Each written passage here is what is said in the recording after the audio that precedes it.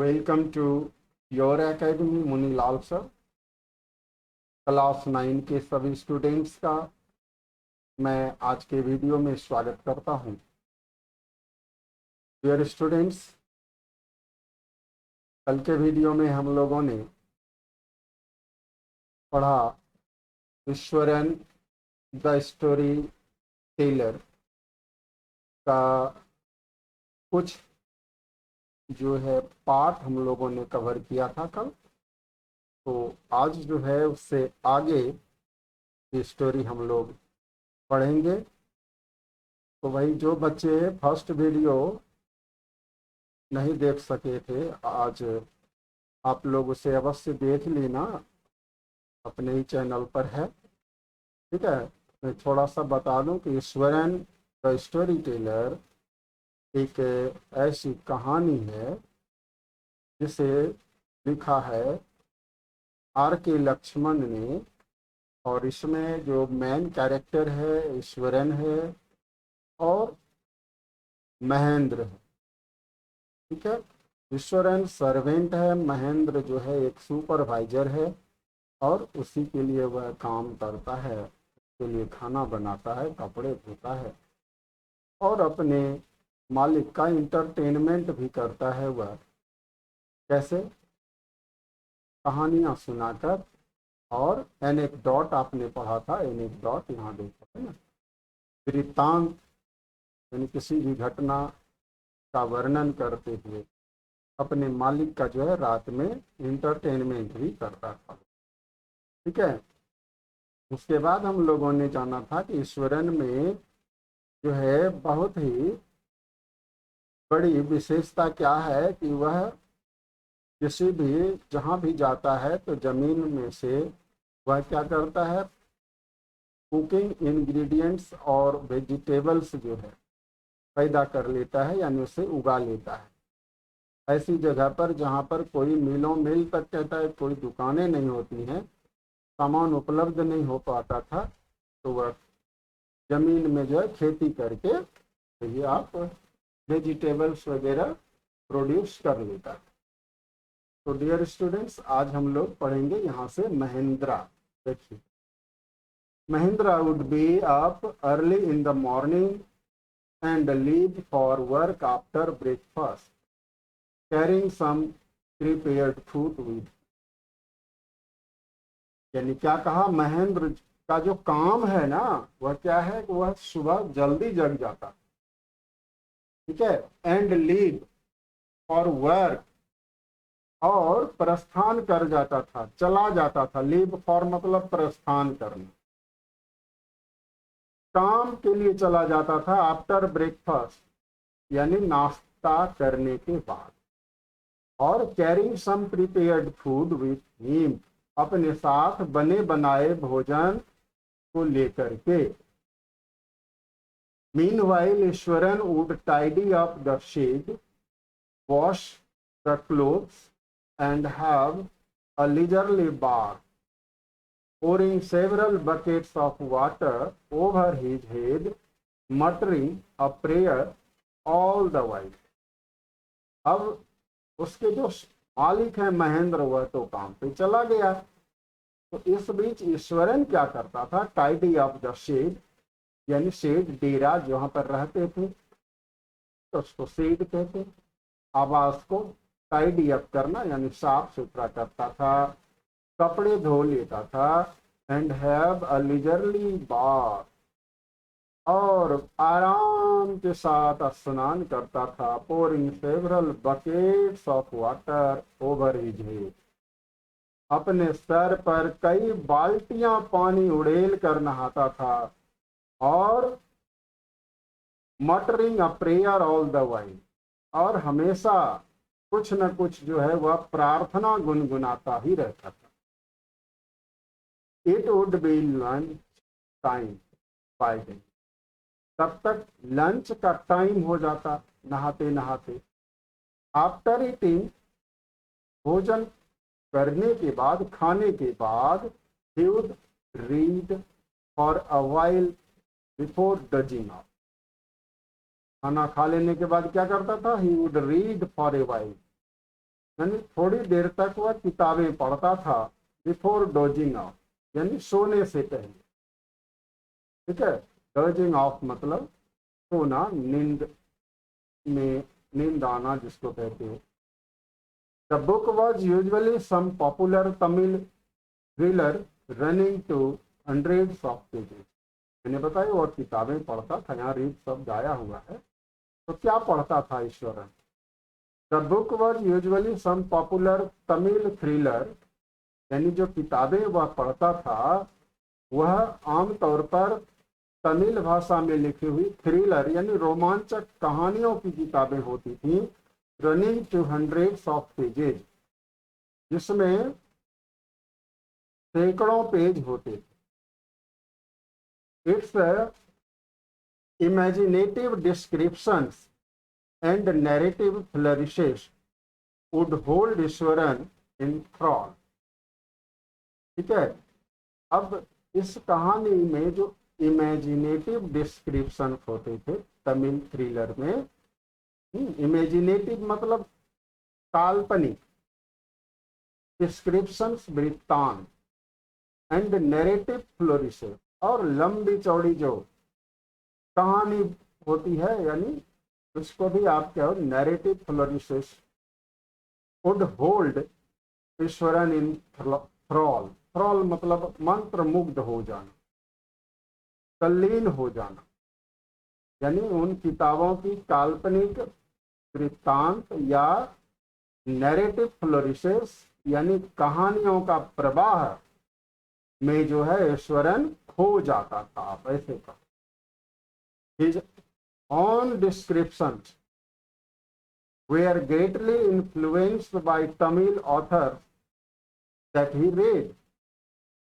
और जो खुद का डिस्क्रिप्शन होता था, ईश्वरन की जो खुद की कहानियां होती थी, वे बहुत ज्यादा प्रभावित होती थी, उस पर प्रभाव देखने को मिलता था। इन्फ्लुएंस मतलब प्रभाव, इसका तमिल ऑथर्स का, तमिल लेखकों का।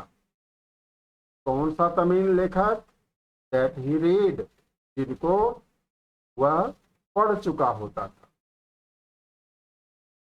When he was narrating even the smallest of incidents, he would try to work in suspense and a surprise ending into the account।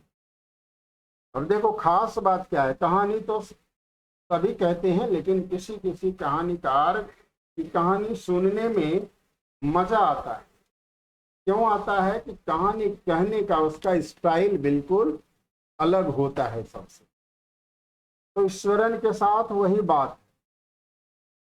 देखो कहता है जब वो नरेट कर रहा होता था यानी सुना रहा होता था, even the smallest of incidents यानी छोटी सी भी कोई घटना, he would try to work in suspense, तो प्रयास करता था वह उसमें सस्पेंस लाने का।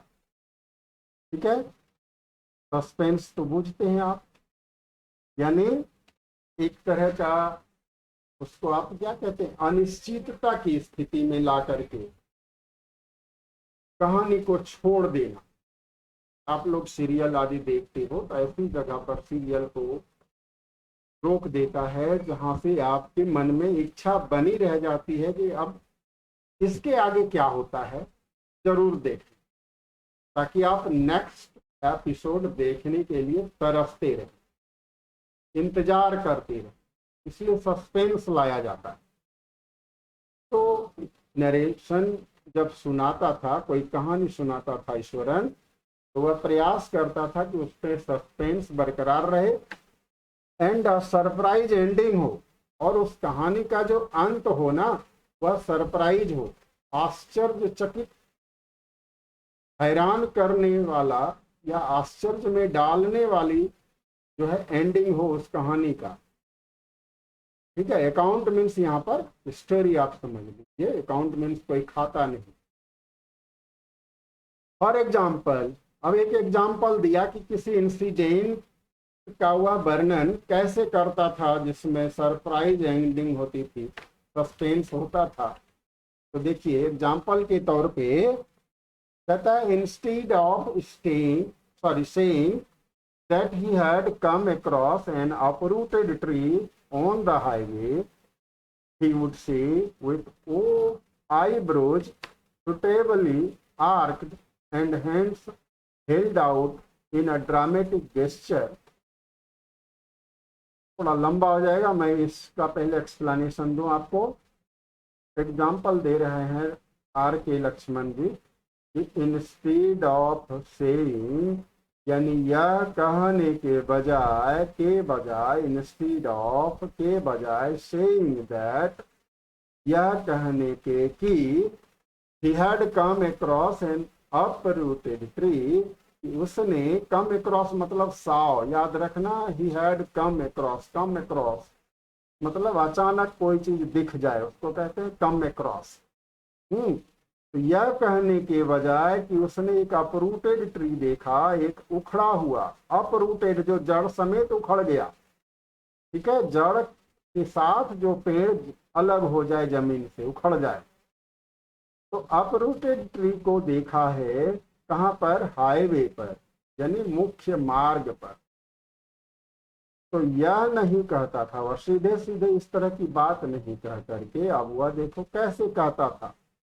He would say, वह कहा करता with eyebrows suitably arched, अपनी भवों को अच्छी तरह से टेढ़ी करते हुए, and hands held out in a dramatic gesture, और हाथों को इस तरह से क्या करता? हेल्ड आउट करता, यानी ऊपर उठा लेता, ड्रामेटिक गेस्चर के साथ, यानी नाटकीय अंदाज में, नाटकीय मुद्रा।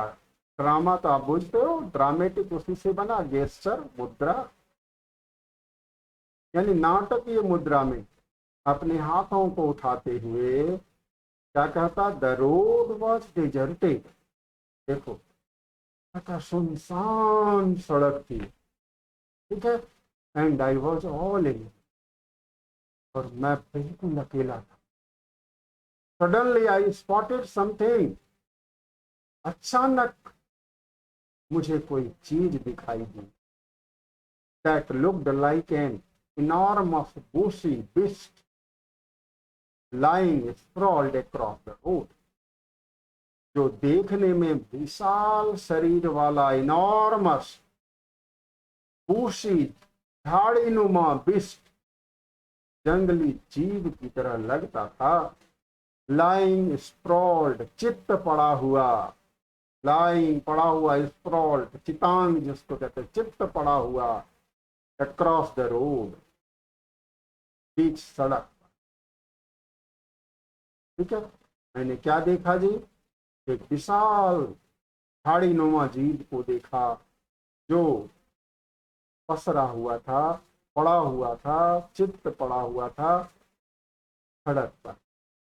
I was half inclined to turn and go back, कहता है मैं आधा मुड़ चुका था, inclined यहाँ पर मुड़ जाना, to turn मुड़ने को मैं अभी जो है मन ही बना रखा था कि मैं मुड़ करके go back वापस भाग जाऊं। But as I came closer, I saw that it was a fallen tree with its dry branches spread out, लेकिन जब मैं नजदीक आकर के देखता हूं, यानी मैं जब क्लोजर और नजदीक आकर के जब मैंने देखा तो क्या देखा जी? यह तो कोई गिरा हुआ पेड़ था जिसकी जो ड्राई ब्रांचेज थी ना, सूखी सूखी जो डालियां थी, उनकी ब्रांचेज थे, वे पसरे हुए थे, स्प्रेड आउट थे, यानी फैले हुए थे सड़क पर। तो देखा डियर स्टूडेंट, देखा क्या था? एक उखड़ा हुआ पेड़, गिरा हुआ पेड़, उसको सीधा नहीं कह करके किस तरह से उसने देखो सस्पेंस ला दिया ना। जैसे ही कहता है मैंने अचानक कोई चीज देखी, सस्पेंस हो गया, आपके मन में भी जिज्ञासा हो जाएगी, पता नहीं क्या देखा। और एंडिंग देखो, सरप्राइज करने वाला था ना, क्या निकला भाई? अरे ये तो पेड़ था, लो, लग रहा था कुछ भारी भरकम जानवर होगा। चलो आगे देखो। Mahendra would stretch himself back in his canvas chair and listen to Iswaran's tales uncritical. अब महेंद्र बेचारा क्या करता था? Stretch himself back in his canvas chair, canvas की कुर्सी पर वह फैला हुआ रहता था, आराम से पसर करके क्या करता था? Listen to Iswaran's tales uncritically, Eswaran की कहानियां सुनता रहता था। कैसे? अनक्रिटिकली, बिना टोका टोकी किए। ठीक है, अनक्रिटिकली, क्रिटिकली मतलब आलोचना करते हुए, तो उसमें उल्टा कर दो, यानी बीच में कोई उसकी टिप्पा टीका टिप्पणी नहीं करते थे, ईश्वरन को रोकते नहीं थे, टोकते नहीं थे, कहानी कहते थे। तो डियर स्टूडेंट्स, आज का वीडियो फिर एक बार यहीं पर मैं स्टॉप करूंगा और फिर जो आगे का हिस्सा है अगले वीडियो में एक्सप्लेन करूंगा। ठीक है, तो आज इतना ही। Thank you. जय हिंद, जय भारत। और जाते जाते डियर स्टूडेंट्स, आप अवश्य ही 4 काम कर देना: लाइक, कमेंट, शेयर और subscribe. Thank you once again. जय हिंद, जय भारत।